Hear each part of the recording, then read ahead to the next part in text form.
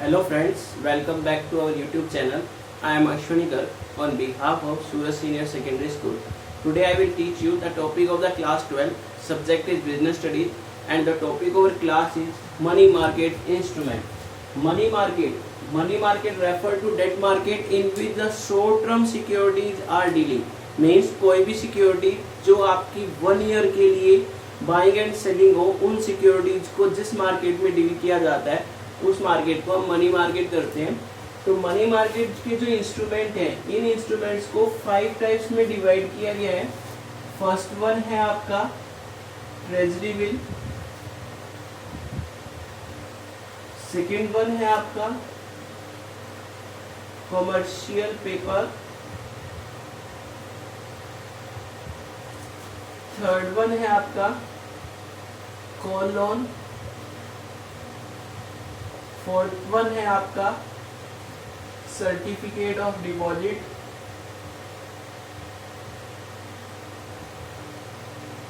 और fifth one है आपका commercial bill.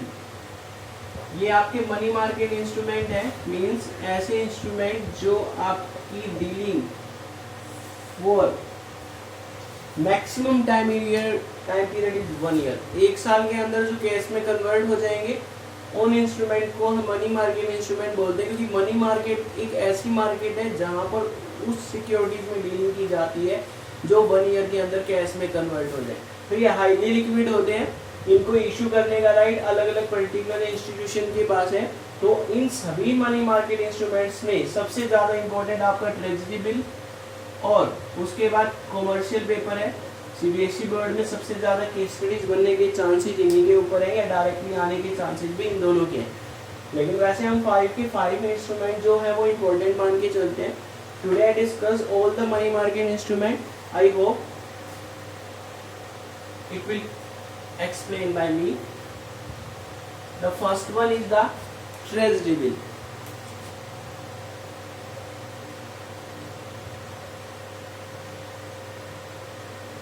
Treasury bill is a money market instrument, short term money market instrument. ये short term money market instrument है। क्यों? क्योंकि इसका जो मैक्सिमम टाइम पीरियड है वो 1 ईयर है। ये 1 ईयर के अंदर कैश में कन्वर्ट हो जाएगा। The treasury bill is issued by the central government for the general public or other institutions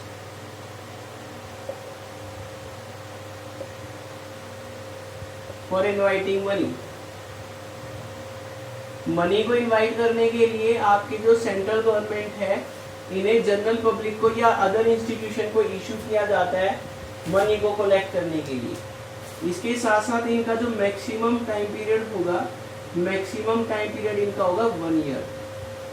central government की बिहाफ पर इसे इशू कौन करता है? आरबीआई। कहने का मतलब आपका जो ट्रेजरी बिल है एक मनी मार्केट इंस्ट्रूमेंट है, short term money market instrument. 1 year के अंदर ये कैश में कन्वर्ट हो जाएगा। ये सेंट्रल गवर्नमेंट इशू करती है जनरल पब्लिक को या किसी अदर इंस्टीट्यूशन को मनी को इनवाइट करने के लिए। इनका जो मैक्सिमम टाइम पीरियड है वो 1 ईयर है। सेंट्रल गवर्नमेंट के बिहाफ पर इशू कौन करता है? Reserve bank of India.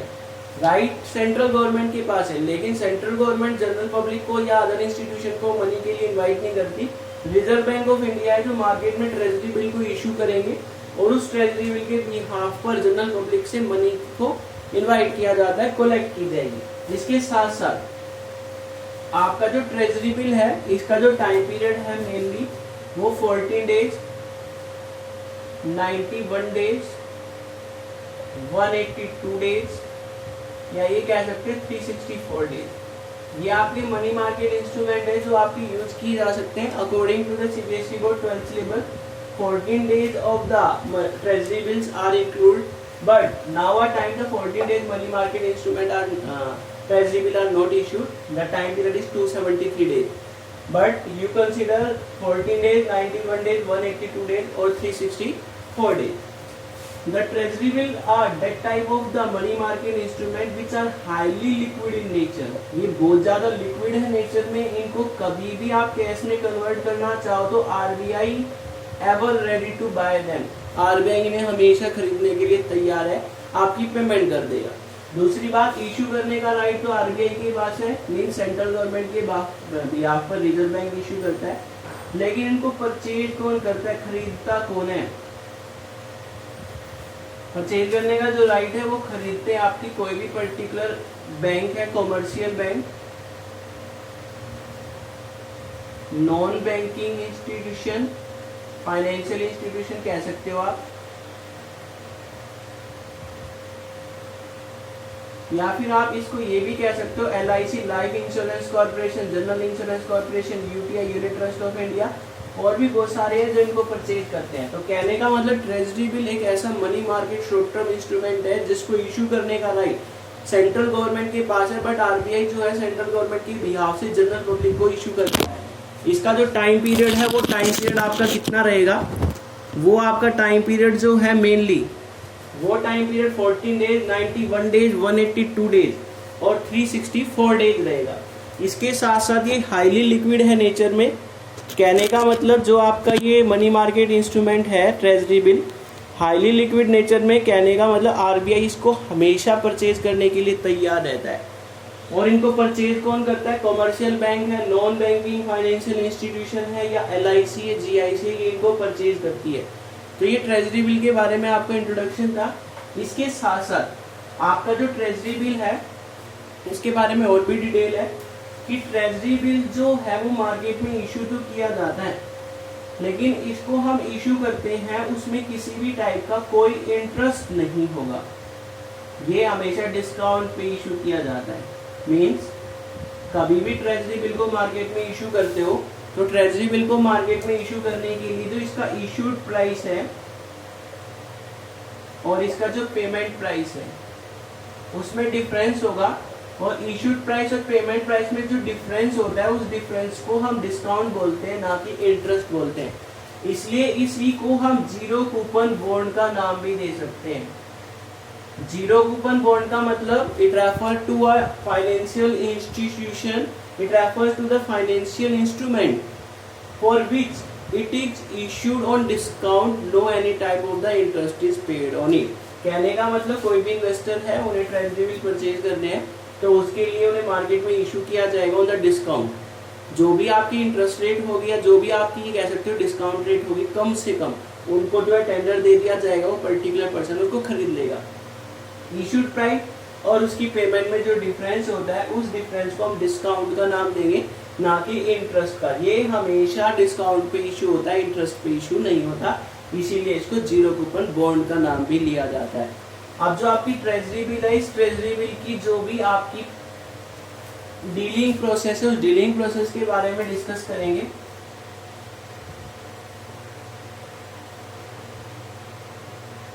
Treasury bill जो इशू किया जाता है on the basis of pre determined या प्री फिक्स कह सकते हो आप, प्री फिक्स रेट, और सेकंड वन है आपका rate of discount determined on the auction या at the time of the auction. तो आपका जो फर्स्ट है on the basis of the prefix rate. इस केस में क्या होता है, कभी भी कोई ट्रेजरी बिल इशू किया जाता है तो उस ट्रेजरी बिल की डिस्काउंट की रेट पहले से ही फिक्स है। सपोज आरबीआई ने 1 लाख रुपीज के लिए ट्रेजरी बिल इशू किया है, तो ये ट्रेजरी बिल इशू करने के टाइम ही इशू प्राइस जो है वो 95,000 में इशू किया गया है। 95,000 में इसको इशू कर दिया गया है। जिस भी पर्टिकुलर पर्सन ने आरबीआई को 95,000 रुपीज दिए हैं वो आरबीआई के लिए क्या बन गया, क्रेडिटर बन गया फॉर द 91 डेज। 91 डेज के लिए ट्रेजरी बिल इशू किया गया है। अब जो एक पर्टिकुलर पर्सन जिसने आरबीआई को 95,000 रुपीज जो है उधार दिए थे, after the expiry of the 91 days RBI will pay 1 lakh to the creditor. उसका इशू प्राइस तो कितना था 95,000 और उसको पे कितने करने आरबीआई को 1 लाख। तो इशू प्राइस और पेमेंट प्राइस में जो डिफरेंस है वो डिफरेंस कितना है 5,000। वो प्रीफिक्स रेट है, पहले से फिक्स कर रखा है कि क्या डिस्काउंट की रेट होगी। तो 5,000 रुपीज जो है उसको हम डिस्काउंट का नाम देते हैं। तो इस तरह से आपका जो है ट्रेजरी बिल जो है वो इशू होगा। ये फर्स्ट प्रोसेस थी, फर्स्ट मेथड था। सेकंड वन आपका जो डीलिंग प्रोसेस है वो ये है rate of discount determined on the basis of the auction. Auction आप जानते हो किसी भी टाइप से मार्केट में नीलामी होती है, उसके बेस पर आपका रेट ऑफ डिस्काउंट जो है वो फिक्स किया जाएगा। अब आरबीआई क्या करता है, जनरल पब्लिक से टेंडर्स को इनवाइट करने के लिए न्यूज़पेपर में ट्रेजरी बिल को इशू की एड कैलकुलेट कर देगा, इशू कर देगा। इसके बेस पर आरबीआई में अलग अलग टेंडर आएंगे for the purchasing of the treasury bill. RBI सभी के टेंडर्स को एक्सेप्ट कर लेगा, सभी के एप्लीकेशन को एक्सेप्ट कर लेगा, इनवाइट कर लेगा। एक पर्टिकुलर डेट को, फिक्स डेट को इस टेंडर को ओपन किया जाता है और उस पर्टिकुलर टेंडर को उस पार्टी के इंटरेस्ट में प्रोवाइड किया जाएगा जिसकी रेट ऑफ डिस्काउंट सबसे कम होगी। मींस जिस पर्टिकुलर पार्टी ने मिनिमम डिस्काउंट के ऊपर उस ट्रेजरी बिल को परचेज करने के लिए बिड लगाई होगी, ये टेंडर जो है उस पर्टिकुलर पार्टी के नाम जो है रजिस्टर्ड हो जाएगा। जैसे हमने यहाँ एग्जांपल 1 लाख रुपीज का लिया था, तो एक पर्टिकुलर पर्सन है जिसने ये कहा गया है 89,000, अलग अलग बिड आई है कि हम 89,000 देंगे फॉर द 365 डेज और 364 मान लीजिए 364 डेज, और जैसे 364 कंप्लीट होंगे तो हमें आगे 1 लाख देगा। ऐसे ही कुछ पर्सन है उन्होंने 93,000 की बिड लगा दी कि 93,000 रुपीज हम आज पे कर देंगे, हमें 364 के बाद 1 लाख रुपीज मिल जाए। इसी तरह एक पर्सन है जिसने बिड लगा दी है 96,000 की, वो आरबीआई को आज 96,000 की पेमेंट करेगा, आरबीआई जो है 364 के बाद उसे 1 लाख देगी। तो ये सबसे कम बिड है क्योंकि यहाँ पर 4,000 का डिस्काउंट है, यहाँ पर 7,000 का डिस्काउंट है और यहाँ पर 11,000। तो मिनिमम रेट ऑफ डिस्काउंट कितनी बनेगी यहाँ पर, इसके बेस पर 4,000 के बेस पर तो टेंडर इस पर्सन को प्रोवाइड किया जाएगा। तो ये मनी मार्केट इंस्ट्रूमेंट का फर्स्ट पार्ट था, treasury bill. The other part of the money market instrument, commercial paper, call loan, certificate of deposit and commercial bill. I will explain in my next video. I hope it's clear to you. Thanks. Have a nice day.